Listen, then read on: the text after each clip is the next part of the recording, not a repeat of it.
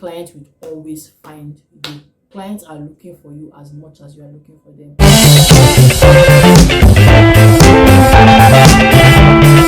Hello everyone and welcome to my YouTube channel. I am a student as well as a freelancer on Upwork. Over the past 15 months since I started freelancing on Upwork, my niche is romance writing. I have earned a total of close to $31,000 on the Upwork platform. This video, as well as all the other videos on my channel, is just meant to motivate you and meant to tell you everything you need to know about how to get into freelancing. But on this particular video, I want to share the 12 lessons I have learned so far on being a freelancer that has made $30,000 over the span of 15 months. So before we get started, I want you to like and subscribe so you don't miss any more updates. Let's get started.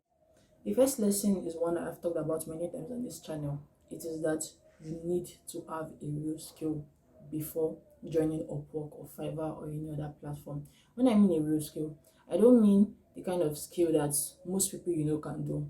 A good example would be proofreading. And I like saying this very well because when I first started freelancing, I used to think it was easy. I started freelancing, my niche is romance writing, as I have said before. So when I even went on Upwork, I had no idea romance writing was something I could get paid for. It was easy to me because I've been doing it all my life. It brought me joy. When I started making about $1,000 every month from doing something that came as easy to me as sleeping, I just went to go and tell all my friends, "Oh, get on Upwork, it's so easy. I do romance writing and I earn a lot of money." And if they told me, "Oh, I'm not a romance writer," I'll just say, "Oh no, it's easy. Just read one book and you'll learn it in time." Or I'll say something like, "Okay, can you do proofreading?"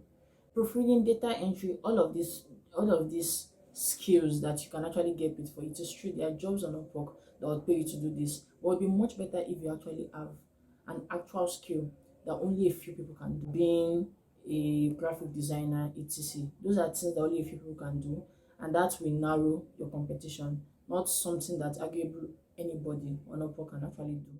My second lesson is something that I had not known until I started getting into the nitty-gritty of freelancing. It is that freelancing is a real job. It is an actual job. When you go on social media, a lot of people like to paint freelancing as this thing you do, you get paid money. It's always very, very minor jobs. You get paid money and you go on your day. That is not how it is. There are a lot of pains, there are a lot of struggles associated with freelancing.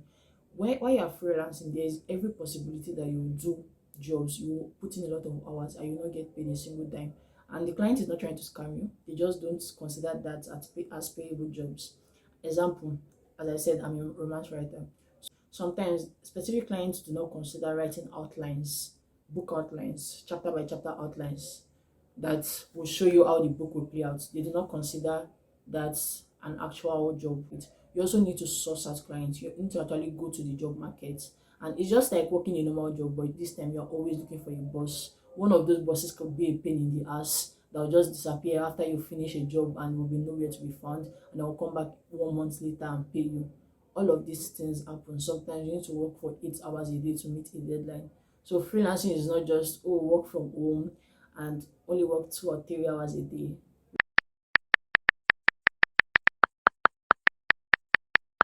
Well, that could happen on some days, but on other days, you are fighting working 8 hours, you are looking for clients, you're trying to hunt down someone that did not pay you or is trying to scam you.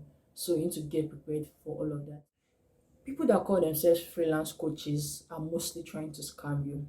There are a lot of freelance coaches on there, especially in my country, Nigeria, always promising people to help them make their first $1,000 on Upwork, blah blah blah. But when you go and check their profile, this is one trick I have used. Go and check the profile of these people that are claiming that they will help you make money. Most of them don't even have Upwork profiles. The ones that have set it to private, as if they are trying to hide something. Most of the people that have earned so much on Upwork, most of them have their knowledge for free on YouTube. They do not sell courses. Why? They do not have the time. There's no amount you can give them that would be up to par with how much they are actually earning on Upwork. So if you do want to learn things about Upwork, go on those profiles. You have to be active. A lot of people, when they come to my YouTube channel and when they see what I do, a lot of people do not really like watching the videos, and then they will try to get in contact with me and try to bypass it and try to get me to write their bios for them or their proposals for them. Even some of my close friends, they do the same thing. They always want me to set their profile up for them, to to just do everything for them, to apply for jobs for them. I've actually had to write bios and proposals for people in the past. But right now, I know that if you keep looking for someone to do this for you, if you keep looking for someone to write your bios for you, to write your proposals for you, to do every little thing for you, rather than actually going on the internet and finding out to do it yourself, you are probably not going to make a single cent freelancing. And I know because most of these people that always come to meet me and tell me, write your bio, and when I tell them that I can't do that for you, they just forget about freelancing. They lose interest until I post my next video and they gain interest again, they lose interest again. So it's a still cycle. Most of the people that actually watch my videos, I know they are not interested in freelancing, because when I tell them they have to do something themselves, they lose interest. Only two people who have reached out to me ever about Upwork have actually done enough to land their first job. So before, if you are watching this and you want to be a freelancer, I want you to answer these questions and be honest with yourself. Number one, are you ready to go on Upwork or Fiverr and send upwards of 30 proposals, waiting and waiting, sending and sending and sending till one client finally interviews you? Are you ready to go on YouTube and watch videos from all of these people? I will put their names here. Videos from these people and my videos. Are you ready to watch these videos and learn everything about being an upper freelancer? By the way, these videos mostly are about 30 minutes to 1 hour long. Are you ready to actually dedicate months into learning a skill, a real skill that will ensure you get jobs at the end of the day? And are you ready to not give up no matter what? If you know you're not ready to do this and you're not ready to do it by yourself, then freelancing is definitely not for you. I've heard a lot of people talk about freelancing like this get rich quick scheme, where people say I cannot work for 365 days a year to end up getting paid only 12 days out of that. That it is basically a scam. You have to build your own business and you have to become a freelancer. Well, freelancing is kind of a business. So as for me, I only get paid 12 days in a year too. Why? Because I pay myself a salary at the end of each month. And why do I do this? Because freelancing is not what you think. There are months where I'm swimming in others, where I cannot even keep up with the amount of clients that want me to do something for them. And there are months where I don't see a single client, no client at all, just empty. So it is very, very important for me to pay myself a salary and not assume that every money that comes in at the end of 1 month is my salary, because I can get paid $3,000 1 month and the next month zero. I would not have any client and I'll be wondering what went wrong. Nothing went wrong. It's just how freelancing is. I pay myself about 10% of what I earn each month. This works for me because I'm in Nigeria and the currency is very low compared to the US. I earn in dollars. So it is actually very beneficial and it works well. So on those months months that are very, very dry, I do not need to start panicking. I do not need to take on terrible jobs because I'm desperate for pay. I already have enough in my savings that would cover that month. So this brings me to my next point. It is to research the hell out of your clients. Don't hold back. Look at every single thing. Look at the job posting, because Upwork actually makes this easy for you. So when you go on Upwork and you see a job post, you should look at everything. The job posting itself, the reviews, what other freelancers are saying about these clients. There are a lot of things I call red flags. And I know this is easier said than done. For 1 month, I could not get new clients and I got so frustrated. So frustrated enough that when I saw a lot of red flags in a client posting, I still went with the job. And I thought the job had the normal pay. It was decent. At least that's what I thought at the time. It was decent. It was 1.5 cents per word. But I suffered burnout because the client was very rude. It was as rude as his job posting, and I would have expected that, and I knew what would happen. I had to use 1 month to plot the story, and he kept insulting me at every turn. He would say this female character is such a B word because I said the female character is a dominant character. Say my writing is illogical. He would use these actual words: illogical, it makes no sense. This, those kind of words. After a while, they just start to break you, and I suffered the worst burnout ever. It was really horrible, and it was the kind of client that delighted in you meeting his deadlines, but after you submitted on that exact day, he could ghost you for 2 weeks and not reply you. So I was so happy to quit, because no matter what, if you are working with a terrible client, no matter how much they pay, you would be frustrated. And I know it will be hard for newbie freelancers at first, that no matter how bad the client is, I will stay. Yes, you can do that when you are beginning, but as you grow older in your freelancing career, please do not hesitate to drop terrible clients. I am begging you, it is important, because the wrong client will make you hate freelancing. You don't want one client to make your life a living hell. In fact, for a long time working with that client, I forgot why I was initially happy about Upwork. It just made me hate the site itself. So it's always very, very important to ignore them. My next lesson is the fact that I now know what makes a good client. I used to think the best clients are the ones that pay well. I do not agree with that now. My best client on Upwork is still my first client on Upwork. It pays me very little actually. It's the lowest paying client. It pays me around 1 cent per word. So that is pretty low. But I know that I can go and meet him and I can tell him if I'm sick and I need to take off for a month. I know that he always listens to me. I know that if I have strange ideas of how the book would go, it gives me creative control. If you're a writer and you're having creative control over what you produce, you'll feel much more inclined to produce it than if they're forcing you to write this thing that you don't really care about. So this is my best client. The client I talked about then that gave me so much frustration and made me hate Upwork. That client paid more than him. But I would rather have this my best client, because even if it doesn't pay as much, he's such a nice guy. When you're looking for long-term relationships, do that. Try to find clients that not only pay you well but treat you like a human being. Please, this is very important. When I first started freelancing, I would not react when a client was being an ass until I got pushed to the wall. And if you're a freelancer, there are clients that delight in pushing you until you break. They do everything in their power to just try to ruin your day.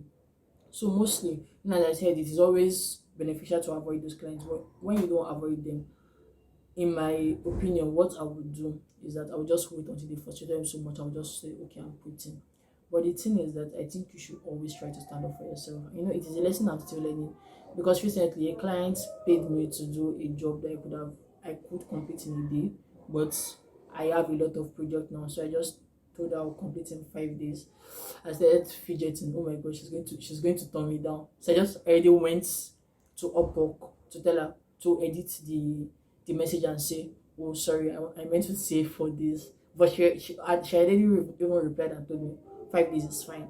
So the lesson is that you are as indispensable to these clients as they are indispensable to you, especially if you are very good at your skill. You might not understand that, but clients also struggle to find freelancers. For example, I would just mention that's my toxic client that used to call my characters a B word and everything in between. That client, after a while, they said I had to quit because it was really horrible. Every time I threatened to quit, he would always calm down. And every time I threatened to quit, it was just because I had had enough. And I was like, I'm sorry, I have to go. You have, like the time there was literally one time he told me to write a story idea, and I wrote it, spent like 4 hours on it, and he said it was okay until I wrote it, and I was like, I have to write a new one. I wrote a new one. He told me to write a story of 20 chapters. I wrote a new one. He said that was 2 outlines now, and he told me that well, he wanted 30 chapters, and you said 20 chapters. He said I should increase it no matter what, and I wrote another one. So that's an example of pushing you around. But the next time he did something like that, I told him I was quitting, and immediately he came to see sense, and he was like, "Oh no, don't quit. I agree with you." But after a while, I decided to quit completely, and he kept saying, "No, I cannot quit," as if he owned me. That's another sign of a toxic client, as if they don't own you. Nobody you are working for owns you. But this is how you know they actually need you. And if you tell them that you want them to stop their shenanigans, they will actually stop. My next lesson is that I have learned to know odd clients. No matter what, I would not odd a client. Because when I first started on Upwork, in fact, I just started implementing this lesson about last month. But before, no matter who the client was, no matter how much they wanted to pay me, if they wanted an offer, I would say yes. It did not matter what the offer was, how shameful it was. Because I was always thinking, if I don't accept this offer, what would happen for those dry months? The first thing I had to tell myself is that, look, dry months will happen. Yes, they will always happen. but at the end, clients will always find you. Clients are looking for you as much as you are looking for them.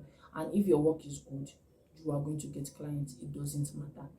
You are going to get clients and they are going to happen. The second thing is what I've been saying since the way I save my salary. I don't have to feel the anxiety that comes with no good job. If you have gotten to a point where you actually have so many clients, but you still do not want to turn them out down, there are two things you can do.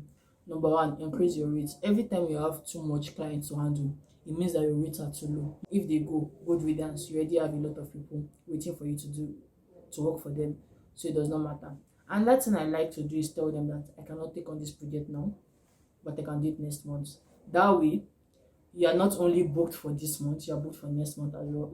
And again, most clients will actually wait for you because they want a good freelancer as well. So if they know that they can trust you, they'll wait for you and the problem will be solved. But in cases where you are actually going to be booked for months to come, please, I would advise you to not still keep on taking clients, because the next alternative for me, as for me, when I started taking too much clients, I obviously could not handle them by myself, so I started pushing them out. I started outsourcing, and that caused, or that put my profile at a great risk. Lesson 10 has to do with something a lot of Africans or Asians wonder about when they join Upwork.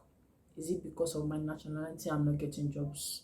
So, as an African freelancer, I'm here to say that yes, nationality does play a factor, because I have applied to jobs that, you know, I've applied to jobs of very, very high paying jobs where I have earned 20K as a freelancer, and I would see them give the job to someone, to an American who literally has $0 earned. And when I check their profile, for their sample, I would see that their sample is not much better than mine.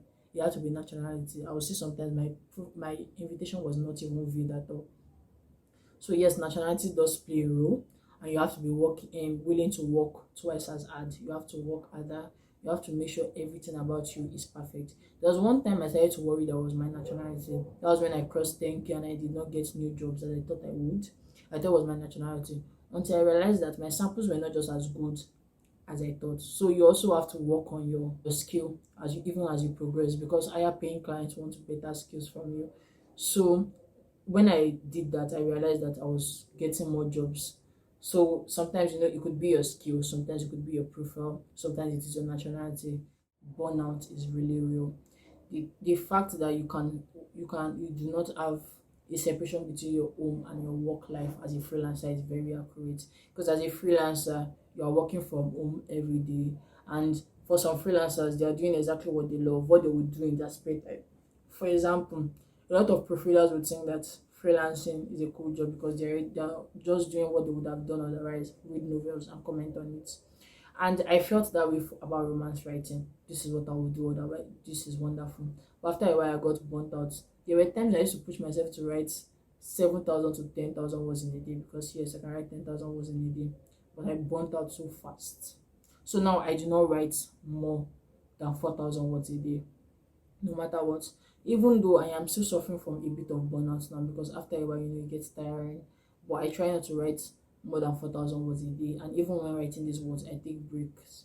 I can write 2,000 words in 1 hour. So realistically, I can complete my job in 2 hours. But I still like to spread it out. I still like to take the breaks in between.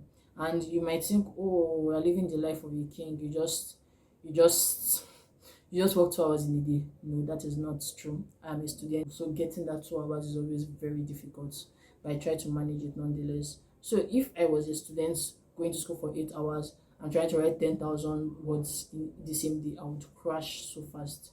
So it is very important. I try to tell clients, I try to take weekends off, and I also try to tell clients not to overburden me with work. So when a deadline does not work for me, it doesn't. There has to be days. Your body will thank you for those days where you don't work at all.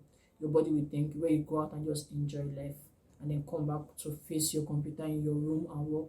We just need those days where you are doing nothing, so that you will not burn out, because it is really real. So the 12th lesson I've learned is something that I've actually already talked about before. It is scaling. Always scale. Even before I knew anything about freelancing, I knew that The moment I completed the job with one client that paid me 1 cent per word, I would not look for another 1 cent per word client. I look for a client paying 1.2 cents, 1.5 cents or above. It is always important to scale. You finish one job, try looking for a client that pays you more. I know that does not mean immediately you finish jobs, you should close the contract and keep it moving. Sometimes you need those lower paying clients because it is not that easy to find higher paying clients. Because I personally have what I call backup clients. These are clients that I have worked with in the past. For example, my best clients that I mentioned, I've worked with him, was my first client, is still around. Is a backup client in the sense that when I don't get gigs that I want to, I can go back to him. But do not get stuck, because I did for 4 months I was with him and I did not look for any other jobs because I thought, oh, this guy is already paying me, he's ready to pay me for a long time. Why do I need to look for other jobs? The thing is that if you stay in one job for long, especially as a freelancer, the point of being a freelancer is that you can work for multiple clients. If you stay in one job for long, you will burn out, you will get frustrated, you will realize they're not paying you as much as you want them to. So it is always better to look for other jobs.